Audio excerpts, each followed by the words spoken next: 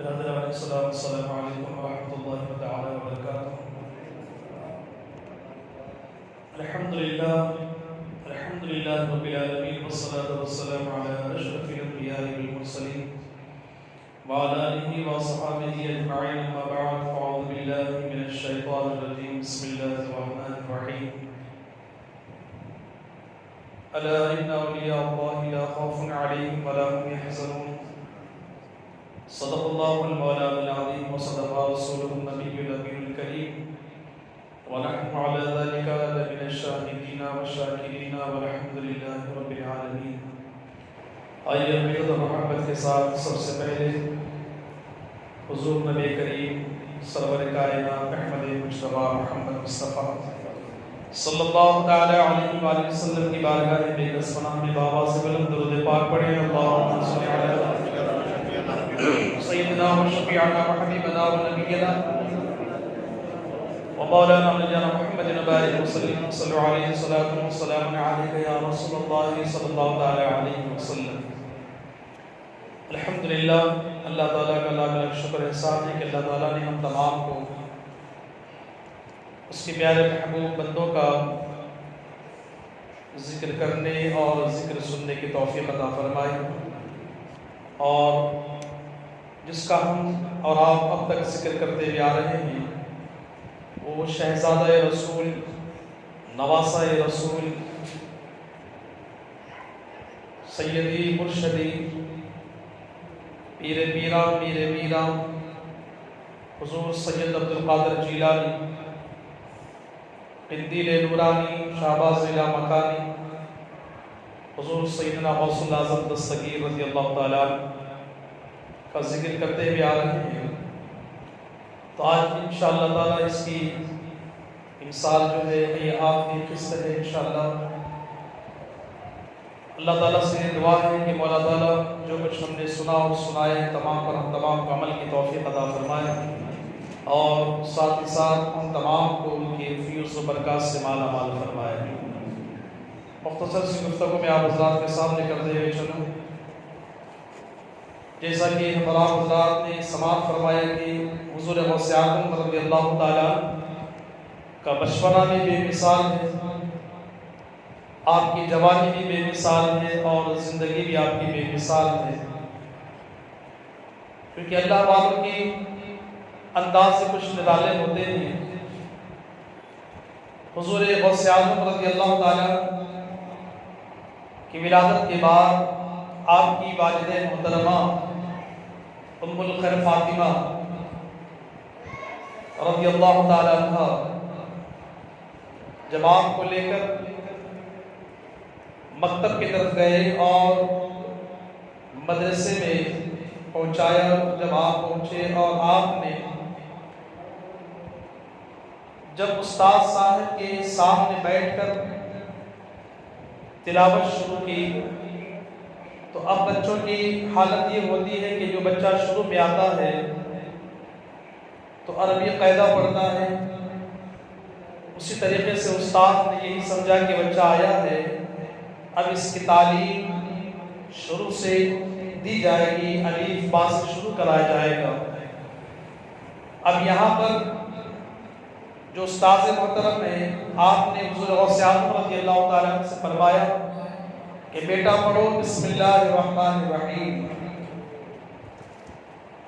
حضور غوث اعظم رضی اللہ تعالیٰ عنہ بسم اللہ الرحمن الرحیم سے شروع کرتے ہیں، اور سورہ فاتحہ آپ پڑھ دیتے ہیں، پھر بسم اللہ الرحمن الرحیم شروع کرتے ہیں، الف لام میم پہلا پارہ شروع کرتے ہیں، پھر دوسرا پارہ پڑھ رہے ہیں، تیسرا پارہ پڑھ رہے ہیں، چوتھا پارہ پڑھ رہے ہیں، یہاں تک کہ حضور غوث اعظم رضی اللہ تعالی عنہ نے 18 پارے بغیر دیکھے سنا دیے۔ استاد حیرت میں ہے کہ بچے کو میں نے تو سوچا تھا کہ بسم اللہ پڑھا کر قاعدہ شروع کراؤں، لیکن یہ وہ بچہ ہے کہ بسم اللہ تو صرف میں نے کہا، لیکن یہ بچہ بسم اللہ کے ساتھ 18 پارے بغیر دیکھے قرآن شریف کے سنا دیے۔ اب حضور غوث اعظم رضی اللہ تعالیٰ کی بارگاہ میں آپ کے استاد محترم عرض کرتے ہیں کہ بیٹا یہ تو عمر پڑھنے کے سیکھنے کی ہے، لیکن تم نے 18 پارے بغیر دیکھے تم نے سنا دیے، تم نے کہاں سے یاد کر لیے؟ ابھی تو تمہاری عمر 5 سال کی ہے، کم عمری ہے، اس عمر میں بچہ صحیح طریقے سے قاعدہ نہیں پڑھ پاتا، اس عمر میں تم نے قرآن شریف کے 18 پارے بغیر دیکھے پڑھ لیے۔ تو حضور غوث اعظم رضی اللہ تعالیٰ عنہ فرماتے ہیں یہ کمال میرا نہیں ہے، یہ جو کچھ کمال ہے یہ میری ماں کا ہے، یہ جو کچھ کمال ہے یہ میری ماں کا ہے، اس لیے کہ جو میری ماں ہے وہ 18 پاروں کی حافظہ ہے۔ اور آپ فرماتے ہیں کہ میرے استاد محترم اللہ تعالیٰ نے مجھے وہ قدرت عطا فرمائی ہے، اور جو میری والدہ ہیں ان کا روزانہ کا یہ معمول تھا کہ جب تک وہ 18 پاروں کی تلاوت نہیں کر لیتی کوئی گھر کا کام کرتی ہی نہیں تھی۔ اور میں ماں کے شکم میں رہ کر، ماں کے بطن میں رہ کر، ماں کے پیٹ میں رہ کر میں اپنے ماں کی تلاوت جو میری ماں کرتی تھی میں اسے سنا کرتا تھا، بس اسے سن سن کر ہی مجھے یہ 18 پارے یاد ہو گئے۔ تو عزیزان محترم جب بتاؤ حضور غوث اعظم رضی اللہ تعالیٰ عنہ کی سماعت کا یہ عالم ہے، آپ کے حافظے کا یہ عالم ہے۔ آج دنیا میں بچہ پیدا ہو، اسے 4 سال یا 5 سال گزر جائے، اس سے پہلے کہ اسے کچھ خبر نہیں، لیکن حضور غوث اعظم کی شان دیکھیں، ماں کے پیٹ میں رہ کر قرآن کے حافظ بھی بن رہے ہیں، ماں کے پیٹ میں رہ کر باہر جانے والا جو سلام کر کے گیا اس کے سلام کو بھی سن رہے ہیں اور اس کی صورت کو بھی دیکھ رہے ہیں۔ ماں کے پیٹ میں رہ کر ماں جب نماز پڑھتی ہے، کبھی جلدی میں اگر نماز پڑھ لیتی تو وہ بھی حضور غوث اعظم ہے، ماں کے پیٹ سے آواز دے رہے ہیں اے امی جان یہ اللہ کی عبادت اطمینان سے ادا کرو، یہ حضور غوث اعظم کی شان ہے۔ اور ماں کے پیٹ میں رہ کر حضور غوث اعظم نے کئی مرتبہ اپنی ماں کی حفاظت کی ہے۔ عزیزان محترم حضور غوث اعظم رضی اللہ تعالیٰ عنہ کہ یوں تو بے شمار آپ حضرات نے ان ایام میں سماعت فرمائے، ان کی شان و کرامت یہ ہماری بس کی بات نہیں ہے، کیونکہ اللہ رب العزت نے حضور غوث اعظم کو وہ شان عطا فرمائی، وہ قدرت عطا فرمائی۔ حضور غوث اعظم فرماتے ہیں کہ اللہ تعالیٰ نے مجھ پر یہ کرم فرمایا ہے کہ تمام کے دلوں کو میری مٹھی میں بند کر دیا ہے۔ اور عزیزان محترم یہ جو دل ہے، یہ جو مومن مسلمان کی جو دل ہے یہ حضور غوث اعظم کی مٹھی میں دبے ہوئے، جب کھولتے ہیں تو پھر ان پر چاہنے والے، ان پر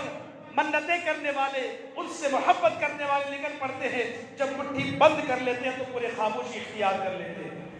یہ حضور غوث اعظم رضی اللہ تعالیٰ عنہ کی شان ہے کہ آپ نے جس طریقے سے دین اسلام اور محبت رسول کو عام کیا ہے، اور آپ نے یہ بھی بتایا کہ اللہ تعالیٰ نے جو مجھ پر کرم فرمایا ہے کیونکہ میرا ہاتھ میرے مریدوں پر ایسے ہے جیسے آسمان کا سایہ زمین پر ہے۔ اور حضور غوث اعظم کا یہ فرمان ہے کہ میں ساری دنیا کو ایسے دیکھتا ہوں جیسے میرے ہتھیلی میں رائی کا دانہ ہے۔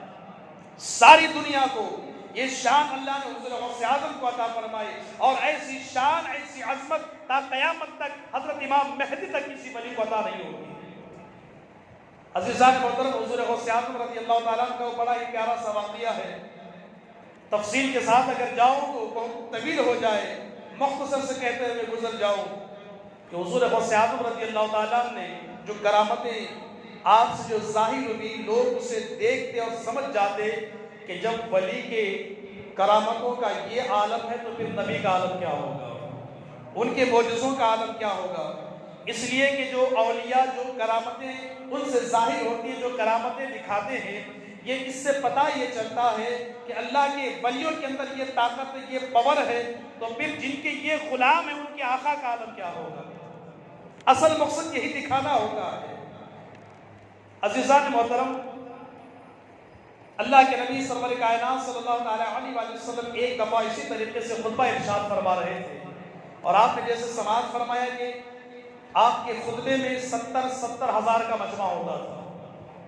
اور جیسے آگے والا سنتا آپ کا خطبہ آخری والا بھی ویسے ہی سنتا تھا۔ یہ آپ کی کرامت ہے، اور آپ کے اس بیان میں صرف انسان ہی نہیں بلکہ جنات بھی آتے، فرشتوں کی بھی حاضری ہوا کرتی، اور یہاں تک کہ اولیاء کرام کو تشریف لایا کرتے، علماء بھی آتے، یہودی بھی آتے، عیسائی بھی آتے، غیر بھی آتے، اپنے بھی آتے۔ جس جس پر آپ کے واعظ کا اثر ہوتا الحمدللہ اس کا انداز تبدیل ہو جاتا۔ اگر گنہگار ہے تو وہ توبہ کر لیتا، اور اگر نیک باز ہے تو اس کے اندر ایسا خوف خدا کا بیٹھ جاتا، فرماتے ہیں کہ کوئی اپنے گریبان کو چاک کر لیتا، کوئی بے ہوش ہو جاتا، اور جب آپ کا خطبہ ختم ہوتا تو کئی جنازے ہوتے تھے۔ یہ آپ کے واعظ و نصیحت کے اعلانات ہیں۔ حضور غوث اعظم رضی اللہ تعالیٰ نے خطبہ ارشاد فرما رہے تھے، اور اپنے خطبے میں معراج کا تذکرہ فرما رہے تھے۔ شب معراج میں جو اللہ کے نبی صلی اللہ علیہ وسلم جو آپ کچھ ہی لمحوں میں آپ نے آسمانوں کی سیر فرمائی، جنت دوزخ، یہ تمام چیزوں کو آپ نے کچھ لمحے میں آپ نے جو ملاحظہ فرمائی، اس کا ذکر حضور غوث اعظم بیان فرما رہے تھے۔ اتنے میں ایک شخص اسی دوران وہاں سے اس کا گزر ہوا، تو اس کے دل پر یہ بات اثر نہیں رکھ رہی تھی کہ اتنے لمحے میں کچھ وقت میں یہ کیسے ممکن ہے کہ ساتوں آسمان کی سیر کرے، مکے سے بیت المقدس جائے، وہاں نماز ادا کرے، ولیوں انبیاءوں کی امامت کرے، اور پھر رب سے ملاقات، نبیوں سے ملاقات، اور جو تحفہ اللہ نے عطا فرمایا، آپ پھر کتنے بار رب سے گئے ملنے کے لیے۔ بہرحال یہ سارا واقعہ اس کے ذہن پر اثر نہیں کر رہا تھا، شک و شبہ میں پڑ گیا کہ یہ کیسے ممکن ہے۔ اب یہ نگاہ ولایت دیکھے، کسی کو سمجھانا ہو تو الگ الگ انداز سے حضور غوث پاک سمجھاتے ہیں۔ اگر کوئی ہماری محفل میں نہیں سمجھتا تو ہم اپنے انداز میں سمجھاتے ہیں، لیکن حضور غوث اعظم رضی اللہ تعالیٰ کس انداز میں اس شخص کو سمجھا رہے ہیں، اور ایسا سمجھا رہے ہیں، اور وہ ایسا سمجھے گا کہ پوری زندگی اس نے وہ سمجھا بھی، اور کوئی اس وقت وہ چیز کو نہیں مانتا تو اس واقعے کو سن کر وہ بھی مانے گا۔ اب وہ شخص اس کے دل میں کچھ شک و شبہ پیدا ہو گیا، گھر گیا، گھر جانے کے بعد اپنی بیوی سے کہا کہ بیوی میں ابھی مچھلی لاتا ہوں تو مجھ سے صاف کر دینا۔ بازار گیا، مچھلی لایا، اور لانے کے بعد اپنی بیوی کے حوالے کر دیا، اور بیوی سے کہنے لگا کہ مچھلی کو صاف کر کے بنا کے رکھ دینا، میں ابھی جا کر غسل کر کے آتا ہوں۔ اور اس وقت نہروں پہ، تالابوں پہ غسل کرنے کے لیے جاتے تھے۔ اب وہ نوجوان اپنی بیوی سے کہہ کر نکل گیا۔ اب جیسے ہی تالاب میں غوطہ لگایا غسل کرنے کے لیے، اور جیسے اپنے آپ کو باہر نکالا تو کیا دیکھا، جہاں ڈوبا تھا وہ وہاں نہیں، کہیں اور نکلا ہوا ہے۔ اس سے بڑی بات یہ ہے کہ ڈوبتے وقت یہ مرد تھا، لیکن جب یہ باہر اپنے آپ کو نکال رہا ہے تو بالکل زنانہ بن چکا ہے، عورت بن چکا ہے، عورت کا جسم آ چکا ہے۔ اب یہ شرم کے بارے حیرت میں ہے کہ یہ کیا ہو گیا، یہ میرے ساتھ معاملہ کیا ہو گیا۔ اب بیچارہ پانی میں ہی رکا ہوا ہے کہ میں کیسے باہر نکلوں، کیونکہ ایسی حالت میری تبدیل ہو گئی ہے۔ اب شرم کے مارے وہیں پر رکا ہوا ہے۔ اتنے میں کیا دیکھتا ہے کہ ایک قافلہ وہاں سے گزر آ، اور اس قافلے میں اس وقت کا ایک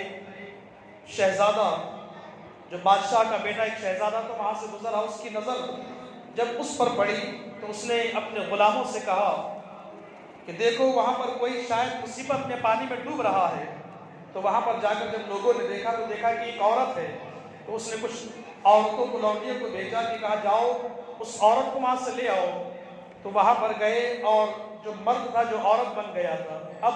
اس کو باہر نکالا، بالکل خوبصورت، حسین و جمیل شکل و صورت کی شہزادے کے پاس لایا گیا۔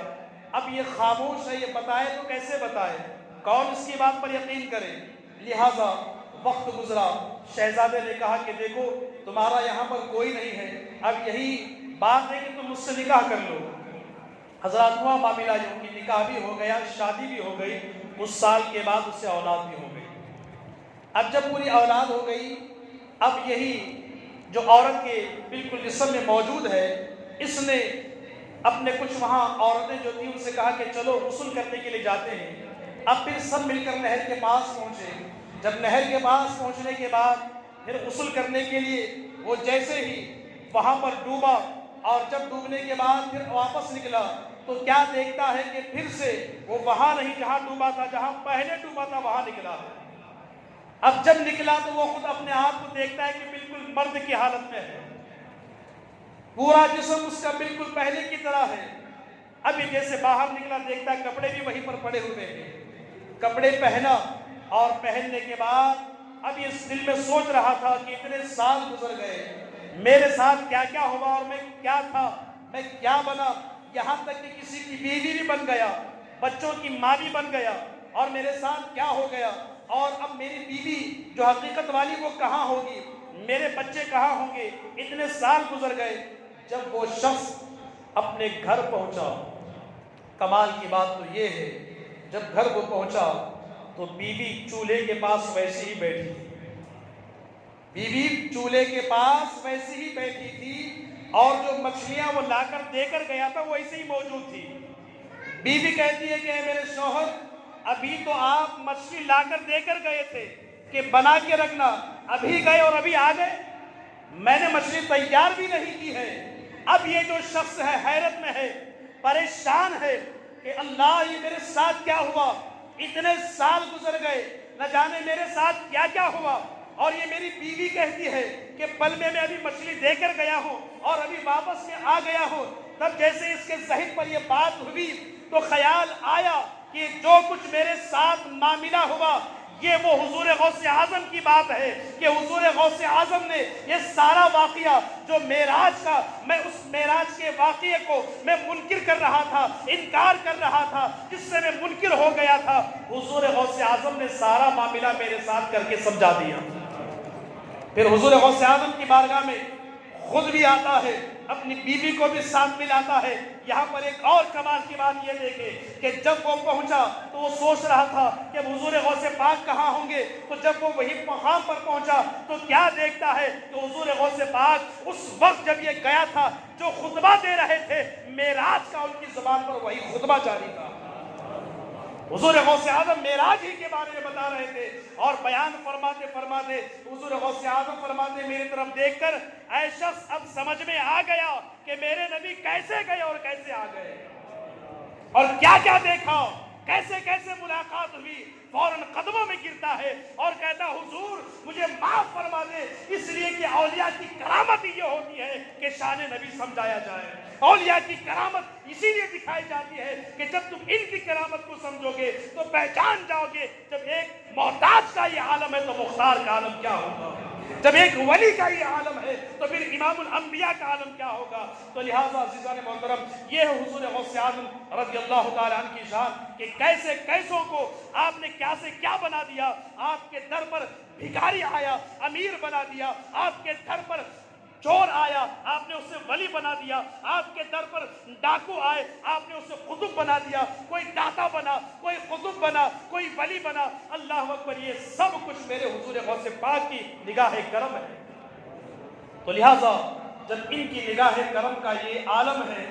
تو اس سے پتہ یہ چلتا ہے کہ جس نے حضور غوث پاک کو دیکھا، ان کی کرامات کو دیکھا، وہ بخوبی سمجھ گیا ہوگا کہ جب ان کا یہ عالم ہے تو پھر امام الانبیاء کا عالم کیا ہوگا۔ تو عزیزان محترم، وہی حضور غوث اعظم رضی اللہ تعالیٰ عنہ ہیں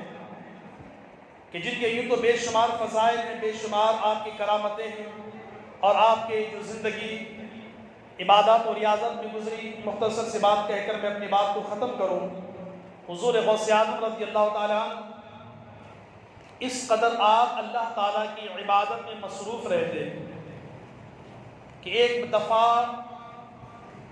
کاہلی کی وجہ سے دل میں خیال آیا کہ قرآن شریف کی جو تلاوت کرنی ہے بعد میں کر لیں، کیونکہ انسان میں ہوتا ہے۔ تو آپ نے اپنے نفس کو سزا دینے کے لیے 15 سال تک کہا جاتا ہے کہ آپ ایک پیر پر کھڑے ہو کر آپ قرآن شریف ختم کرتے تھے۔ ہر رات قرآن شریف ختم کر ایک دفعہ دل میں صرف خیال آیا کہ بعد میں کر لیں، تو آپ نے اسے اتنی سزا دی، یعنی اپنے نفس کو۔ اسی لیے کہا جاتا ہے کہ ایک ہوتا ہے جہاد اکبر اور ایک ہوتا ہے جہاد اصغر۔ جہاد اکبر جو ہے یہ سب سے بڑا جہاد، وہ جہاد یہ ہے اپنے نفس کے ساتھ لڑنا، اور ایک ہوتا ہے جہاد اصغر جو تلوار کے ساتھ دشمن کے ساتھ لڑتے ہیں۔ تو یہ دونوں جہادوں میں سب سے بڑا جہاد یہ ہے کہ اپنے نفس کے ساتھ لڑا جائے۔ جہاد اصغر ایک بار گیا لڑا، اگر جیت گیا تو غازی بنا، اور اگر شہید ہو گیا تو پھر اس کا مقام الگ۔ لیکن یہ نفس جو ہے ہر بار اپنے ساتھ کچھ نہ کچھ کرواتا ہے اور ہمیں ہر بار اس کے ساتھ لڑنا پڑتا ہے، اور یہی وہ نفس ہے جو ہمیں ہر کام کی طرف لے جانے کی کوشش کرتا ہے۔ لیکن اللہ کے ولی ہیں جو اس کے مخالف کام کرتے ہیں، اور ایک وقت وہ آتا ہے کہ خود نفس ان کے قابو میں ہو جاتا ہے۔ تو حضور غوث اعظم رضی اللہ تعالیٰ جو اللہ تعالیٰ کی آپ عبادت کرتے، اس قدر کریا وزاری کرتے، اس قدر آپ روتے گڑ گڑاتے، اپنے آپ کو رب کی بارگاہ میں جب پیش کرتے تو زار و قطار رویا کرتے، عبادت میں اس قدر مصروف ہوتے۔ غریبوں کو کھلانا یہ آپ کی عادت کریمہ ہے، اور غریبوں کی مدد کرنا، ضعیفوں کے ساتھ ہمدردی کرنا، ان کی مدد کرنا، یعنی جو کچھ اللہ کے رسول صلی اللہ تعالیٰ علیہ وسلم نے جو طریقہ بتایا، جو آپ نے جو کچھ کیا، ان تمام باتوں پر حضور غوث اعظم نے عمل کیا۔ یہاں تک کہ حضور غوث اعظم کی شان دیکھیں کہ ایک مرتبہ طواف کعبہ کے وقت کسی نے دیکھا کہ کوئی بندہ زار و خطار غلاف کعبہ پکڑ کے رو رہا ہے، اور اس قدر رو رہا ہے کہ جو طواف کر رہے تھے ان کا رونا دیکھ کر سارے لوگ رو رہے تھے، کہ لوگوں نے سوچا کہ آخر یہ بندہ ہے کون، اتنا رو رہا ہے۔ اور ان کی زبان پر کیا تھا کہ اے اللہ، اگر میرے اعمال تیری بارگاہ میں اگر قبول نہیں ہیں تو بس مجھے قیامت کے روز اندھا بنا کے اٹھا دو۔ یہ کہہ کر کریا وزاری اور ساتھ میں اس قدر رونا کہ سارے لوگ رو رہے تھے، اور یہاں تک کہ ان کی اس دعا پر سارے لوگ کھڑے ہو کر ان کے لیے دعا کر رہے تھے۔ فرماتے کہ کسی بزرگ نے وہاں پر جب دیکھا کہ آخر یہ کون شخص ہے، اس قدر رو رہے ہیں، تو انہوں نے کہا کہ اے اللہ کے بندے مت رو، ہم تیرے لیے دعا کر دیتے ہیں، ہم تیرے لیے بھی دعا کریں گے کہ اللہ تعالیٰ تمہارے گناہوں کو معاف فرمائے۔ لیکن جب ان لوگوں نے جو طواف کر رہے تھے سب نے دیکھا تو وہ شخص کوئی اور نہیں بلکہ وہ حضور غوث اعظم تھے۔ عزیزان محترم، یہ کریا وزاری تھی اور اس قدر انکساری عاجزی، اللہ اکبر، حضور غوث اعظم رضی اللہ تعالیٰ عنہ کی، کہ اللہ تعالیٰ نے آپ کو جو کشف و کرامات عطا فرمائے کہ آپ ٹھوکر مار کر مردوں کو زندہ کر دیتے، اور آپ کی وہ کشف و کرامات کہ اگر کوئی اندھا ہوتا تو آپ اس کی آنکھوں پر اپنا دست مبارک پھیر دیتے تو اللہ کی دی ہوئی ہدایات اور اس کی طاقت سے اندھا بھی اپنی آنکھوں کو پا لیتا۔ اگر کوئی برس کا مریض ہوتا آپ اسے دم فرما دیتے، اپنا ہاتھ پھیر دیتے تو اللہ تعالیٰ سے شفا عطا فرما دیتا۔ تو لہٰذا یوں تو بے شمار ان کے فیض ہیں، ان کی کرامتیں ہیں، اور ان کا فیض اب اور تا قیامت تک جاری و ساری رہے گا ہر ان کے چاہنے والوں پر۔ اور حضور غوث پاک کا یہ فرمان ہے کہ جو سچے عقیدے سے، محبت سے جہاں کہیں بھی میرا مرید مجھے پکارے گا میں اس کی مدد کے لیے حاضر رہوں گا۔ عقیدت سب سے پہلی ضروری ہے۔ ہم یہ نہیں کہ کچھ ہمارا معمول یہ ہوتا ہے کہ کچھ کام نہیں ہوتا تو کہتے یہ کچھ نہیں ہوگا۔ ہم لوگوں کی عادت ہوتی ہے کہ ہم جیسے پکارے ویسے ہو جائے، تب کوئی صحیح، ہاں یہ صحیح ہے۔ اپنے اندر وہ چیز پیدا کرو، اپنے اندر وہ ہنر پیدا کرو، اپنے اندر وہ کام پیدا کرو کہ خود تمہارا ہنر تمہیں کہے کہ ہاں تو کامیاب ہو گیا۔ اپنے اندر وہ جذبہ، وہ عقیدت، وہ محبت اور وہ اطاعت اور ایسی عبادت میں اپنے آپ کو مشغول کر لو کہ خود تمہیں پتہ چلے گا کہ ہاں، کہ جب ہم اس طریقے سے اپنے آپ کو عبادت الہی مشغول کریں گے، عقیدت صحیح عقیدت والے ہو جائیں گے، تو انشاءاللہ تعالی ان کا فیض ملتا ہے، ملتا رہے گا، اور خود ہم اپنی مادے کی نگاہوں سے ان کے تمام شان کو بھی دیکھیں گے، ان کے کرامات کو بھی دیکھیں گے۔ اور یہ دعا ہے آج کی رات اللہ تبارک و تعالیٰ کی بارگاہ میں کہ جن جن لوگوں نے بغداد شریف کی زیارت کی ہے اور جن لوگوں نے نہیں کی ہے، اللہ تعالیٰ ہم تمام کو بھی ان کے روزے کی زیارت نصیب فرمائے، اور حضور غوث اعظم کے صدقے اللہ تعالیٰ ہم تمام کو خانہ کعبہ اور مدینہ منورہ اس کی بھی ہم تمام کو حاضری نصیب فرمائے۔ پروردگار عالم کی بارگاہ میں دعا ہے کہ جتنے ایام یہاں پر ہم نے بیانات سنے اور سنائے گئے، کہنے میں، سننے میں لفظ المعنن اگر کسی طریقے سے بھی غلطیاں یا بھول چک ہو گئی ہو تو اللہ تعالیٰ اپنے فضل و کرم سے پیارے آقا کے صدقے اور حضور غوث اعظم رضی اللہ تعالیٰ کے صدقے معاف فرما کر اس محفل کو اپنی بارگاہ میں قبول فرمائے۔ السلام علیکم ورحمۃ اللہ وبرکاتہ۔ صلاۃ و سلام کے لیے کھڑے ہوں۔